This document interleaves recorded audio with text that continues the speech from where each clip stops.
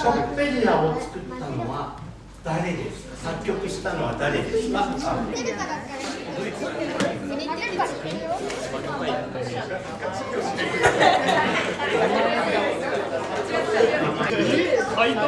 れも違い、ポスターをやってる人は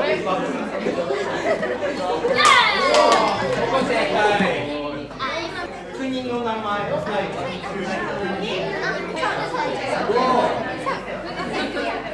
じゃあまずはルスティカーナチーム、楽器を椅子に置いてこっちに来てください。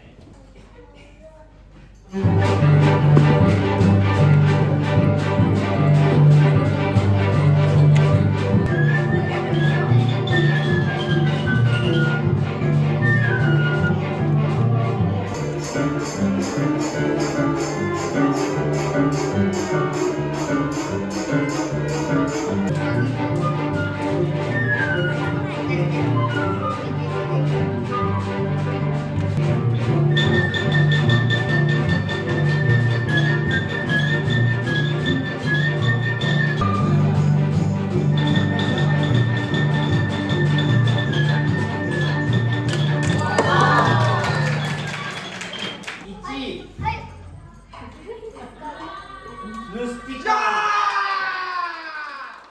2ワン同日2位でした。もう1枚あります。くるみ割り人形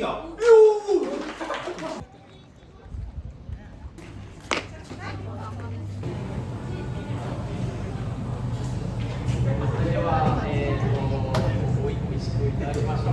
乾杯。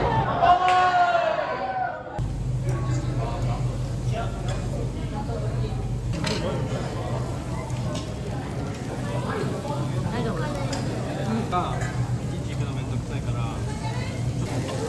走ったの？いやでもこれいけるよな。